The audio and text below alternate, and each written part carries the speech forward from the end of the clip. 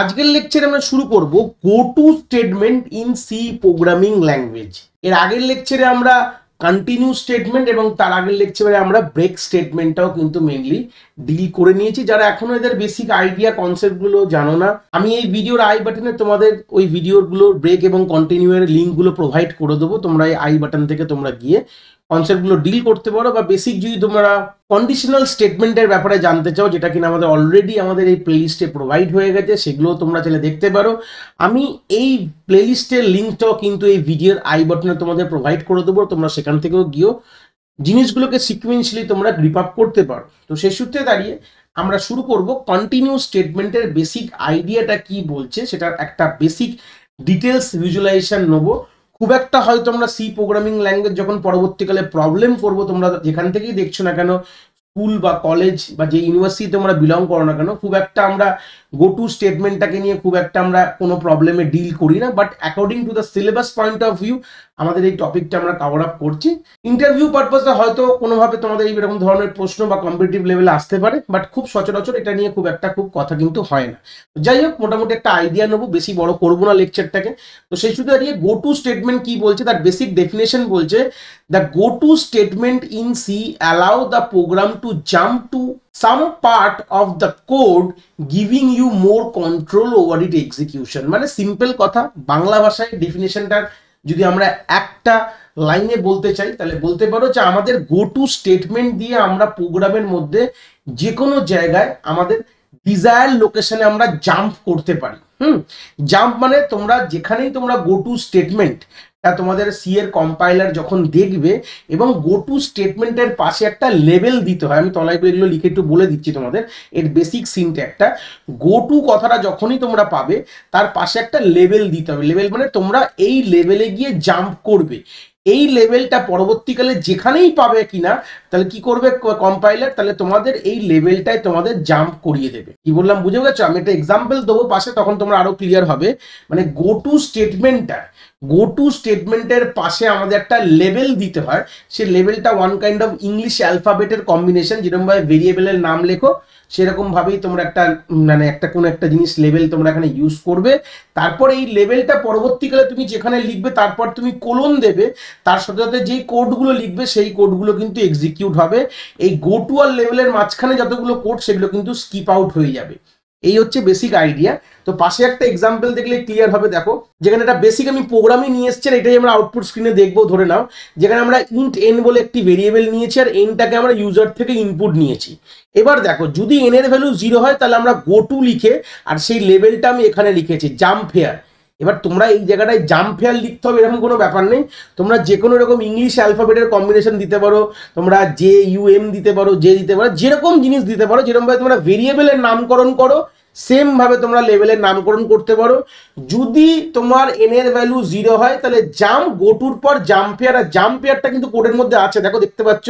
এই jump hair লেখার পর এখানে একটা কোলন দিয়েছি, তার তলায় বা তার পাশে তুমি যেখানে লিখতে পারো সেখানে তুমি লিখেছি print f exiting the program. মানে এর পর থেকে কিন্তু গল্পটা হবে, যদি এই ইফটা যদি এক্সিকিউট না হয় তাহলে তোমার এই লাইনটা এক্সিকিউট হবে। যদি একবার জাম্প হেয়ারে চলে যায়, মানে যদি আমার এই গো টু স্টেটমেন্টটাকে এক্সিকিউট হয়, জাম্প হেয়ার যদি মানে হচ্ছে এটা লেভেল, মানে এখান থেকে কার্সারটাকে জাম্প করে এই জায়গায় চলে যাবে।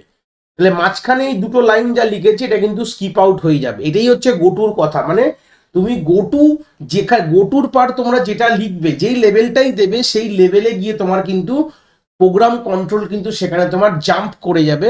এটা আমরা নর্মালি যখন আমরা অ্যাসেম্বলি লেভেল কোডিং করি তখন আমরা কিন্তু এরকম ধরনের কমান্ড পড়বো। পরবর্তীকালে মাইক্রো প্রসেসর যখন পড়াশোনা করবে 8085 8086 মাইক্রো কন্ট্রোলার, যেহেতু মাইক্রো কন্ট্রোলার প্রোগ্রামগুলো সি প্রোগ্রামিং ল্যাঙ্গুয়েজ দিয়েই তৈরি হয়েছে। মানে সি আমরা বলে আসি, যেহেতু আমাদের লো লেভেল প্রোগ্রামিং ল্যাঙ্গুয়েজও কিন্তু ওয়ান কাইন্ড অফ বলা হয়।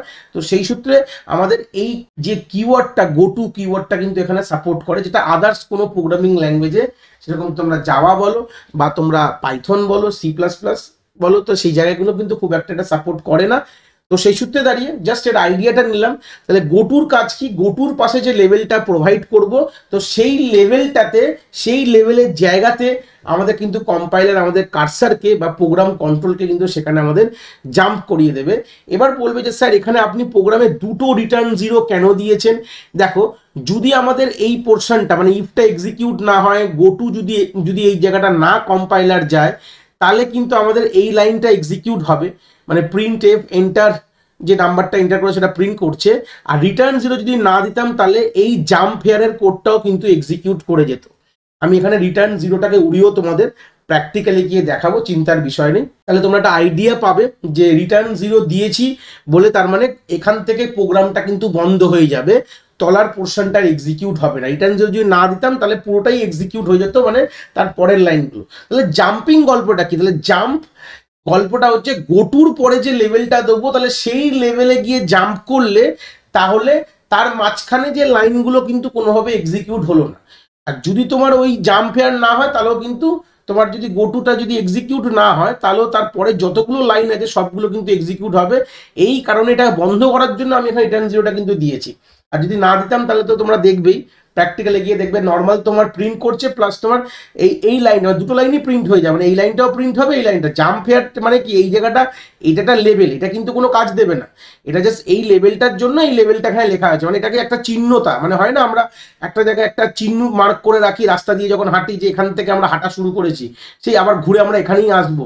তো এই ওটা একটা চিহ্নতা বলতে পারো, ওয়ান কাইন্ড অফ একটা আইডেন্টিফায়ার বলতে পারো, মানে আইডেন্টিফায়ার মানে প্রোগ্রামের আইডেন্টিফায়ার না, মানে একটা মানে চিহ্নতা মার্ক বলতে পারো, এটা মার্ক আমরা করে গেলাম যে এখান থেকে আমাদের জাম্প এখানে করতে হবে, মানে এখানে এই দুটো নাম আলাদা হলে কিন্তু আর হবে না। এখানে তোমরা জাম্প হেয়ার দিলে এখানে অন্য কিছু দিলে তাহলে কিন্তু হবে না, দুটো লেভেলই কিন্তু যখন আমরা ইউজ করব তখন সেম থাকতে হবে, মানে এই লেভেলে পৌঁছাও আর যেখানে লেভেলটা লিখছো সেখানেও কিন্তু দুটো তার যে নামগুলো বা একদম পুরো জিনিসটা পুরো একই কিন্তু থাকতে হবে। যেটা আমরা থিওরিটিকে বুঝলাম সেটা আমরা প্র্যাকটিক্যালি কি একবার দেখবো, এই কোডটাকেই দেখবো চালিয়ে, তাহলেই মোটামুটি একটা আইডিয়া তোমরা পেয়ে যাবে।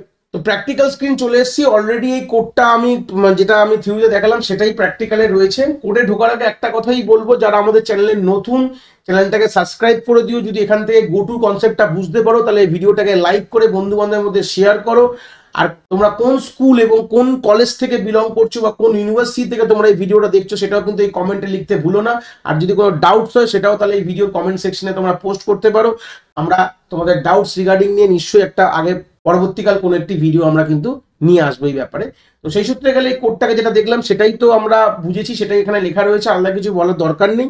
জাস্ট আমরা দেখবো যে বেসিক্যালি আগে প্রথমে কোডটাকে রান করিয়ে দেখবো, যদি এখানে আমরা 0 দিই তাহলে কি হবে, দেখো 0 যদি দিই ইনপুট ভ্যালু তখন কিন্তু এক্সিটিং দ্য প্রোগ্রাম, মানে আমাদের কিন্তু ওই পোর্শনে জাম্প করে গেছে কোডটা, এই জন্য মাঝখানে লাইনগুলো কিন্তু এক্সিকিউট হলো না। আর যদি এই জায়গাটা 0-র জায়গায় যদি অন্য কিছু দিতাম তাহলে মানে কি মাঝখানে ইফটা এক্সিকিউট হতো না, তার মানে গো টু এক্সিকিউট হতো না, তাহলে ইউ হ্যাভ এন্টার্ড 5। আর যদি এই লাইনটাকে বন্ধ করে দিই, মানে রিটার্ন 0টা যদি এখান থেকে বন্ধ করে দিই তাহলে দেখো যদি চালাবো যখন তখন কিন্তু আমাদের পুরোটাই একবার এক্সিকিউট হবে, মানে আমি যদি 5 দিই দেখো দুটো লাইনই এক্সিকিউট হবে, you have entered 5 exiting the program. এই হচ্ছে বেসিক আইডিয়া, আর এখান থেকে কোনো ব্যাপার নেই। তো এর পরের লেকচার আমরা মোটামুটি আমরা ডিল করব আমাদের সুইচ কেস কনসেপ্টটাকে নিয়ে ডিল করব। আশা করি তোমরা এখান থেকে গো টু স্টেটমেন্টটা খুব ভালো করে বুঝতে পেরেছো।